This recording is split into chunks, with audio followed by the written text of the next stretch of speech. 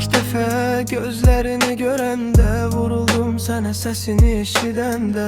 Sevdik o zamandan gelden, sen deme adam olmazmış senden. Gafil ayrılığı girdi araya, çatmadın sen aleme ahıma. Bilmedim ki belə satqınsan sen, bilmedim ki aşıqına xəyanət edersen sen.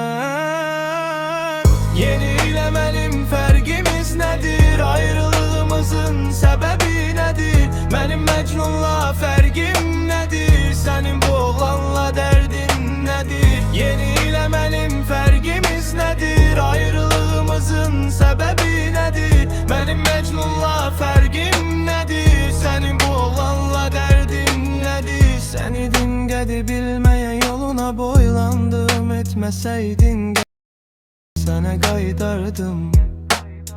Bəlkə bu sözlər toxunar sənə, nifrətlə baxıram, haçandır sənə.